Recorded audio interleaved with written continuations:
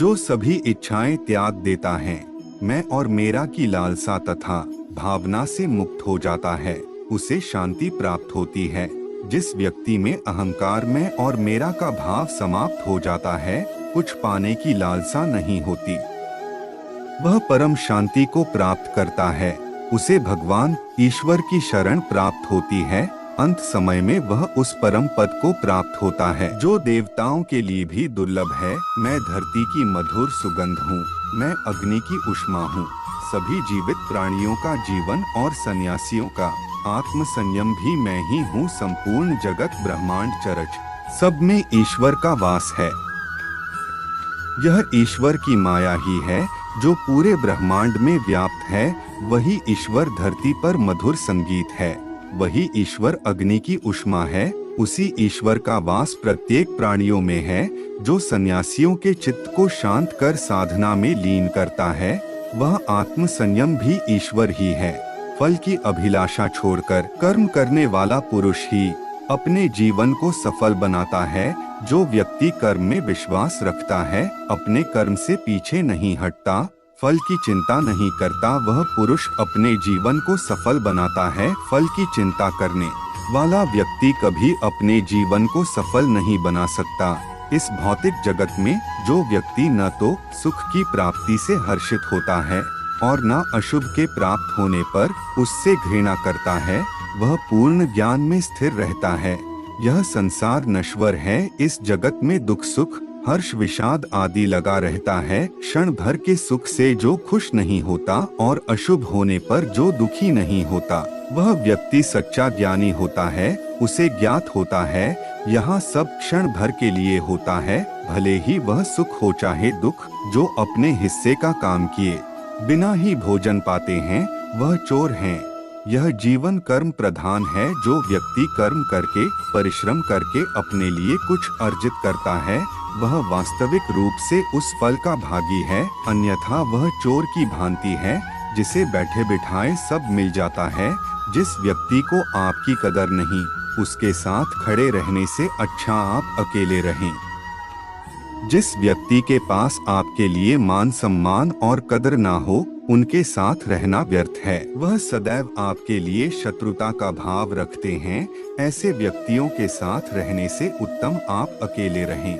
हद से ज्यादा सीधा साधा होना भी ठीक नहीं, क्योंकि जंगल में सबसे पहले सीधे पेड़ों को काटा जाता है। इस जीवन में अधिक सीधा होना, सरल होना भी अनुचित है। जो सरल और सीधे स्वभाव का होता है, लोग उसका अनायास फायदा उठाते हैं।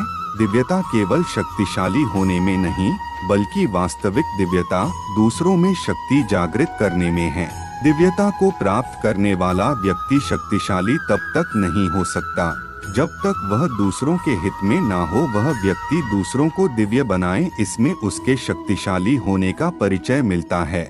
जिंदगी के इस रण में खुद ही कृष्ण, खुद ही अर्जुन बनना पड़ता है। रोज अपना ही सारथी बनकर जीवन के महाभारत से लड़ना पड़ता है। यह जीवन एक रणभूमि है, यहाँ निरंतर संघर्षों का सामना करना पड़ता है। इस संघर्ष रूपी महाभारत में स्वयं अपना सारथी, अपना मार्गदर्शक और योद्धा बना होता है। अच्छी किस्मत के लोग थोड़ा भी बुरा होने पर भगवान को कोसते हैं और बुरी किस्मत के लोग थोड़ा भी अच्छा होने पर भगवान का स्मरण और धन्यवाद करते हैं। जिनकी किस्मत अच्छी होती है, जिनके पास किसी साधन की कोई कमी नहीं होती, वह थोड़ा सा भी कष्ट नहीं झेलते।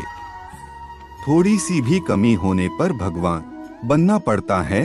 रोज अपना ही सारथी बनकर जीवन के महाभारत से लड़ना पड़ता है। यह जीवन एक रणभूमि है, यहाँ निरंतर संघर्षों का सामना करना पड़ता है। इस संघर्ष रूपी महाभारत में स्वयं अपना सारथी, अपना मार्गदर्शक और योद्धा बना होता है। अच्छी किस्मत के लोग थोड़ा भी बुरा होने पर भगवान को कोसते हैं और बुरी किस्मत के लोग थोड़ा भी अच्छा होने पर भगवान का स्मरण और धन्यवाद करते हैं। जिनकी किस्मत अच्छी होती है, जिनके पास किसी साधन की कोई कमी नहीं होती, वह थोड़ा सा भी कष्ट नहीं झेलते। थोड़ी सी भी कमी होने पर भगवान को कोसते हैं। वहीं जिनके पास अभाव होता है, जिनके पास साधन की कमी होती है, उनके पास थोड़ी सी भी बरकत हो या खुशी मिले, वह भगवान को धन्यवाद करते हैं। जन्म लेने वाले के लिए मृत्यु उतनी ही निश्चित है जितना कि मृत होने वाले के लिए जन्म लेना, इसलिए जो अपरिहार्य है उस पर शोक मत करो। यह पृथ्वी नश्वर है, यहाँ सब कुछ गतिमान है। जिस प्रकार सुख दुख जीवन में आता जाता है, उसी प्रकार मृत्यु और जन्म यहाँ लगा रहता है। इसमें खुश होना या दुख मनाना व्यर्थ है। मुंह से माफ करने में किसी को वक्त नहीं लगता, पर दिल से माफ करने में सारी उम्र बीत जाती है। मुंह से माफी देना और हृदय से माफी देने में काफी अंतर है। मुख द्वारा दिए गए माफी को तत्काल प्राप्त किया जा सकता है, किंतु दिल की माफी प्राप्त करने में उम्र बीत जाती है। जब आप प्रभु के साथ जुड़ जाओगे तो आपकी परीक्षा आरंभ हो जाएगी। कुछ लोग इसे दुख समझते हैं तो कुछ लोग प्रभु की कृपा। प्रभु अपने भक्तों की सदैव परीक्षा लेते रहते हैं। इस परीक्षा में भक्तों को अनेकों कष्टों का सामना करना पड़ता है। सामान्य लोग इसे अपना दुख मानकर पीछा छुड़ाते हैं, वही साधक तथा प्रेमी प्रभु की इच्छा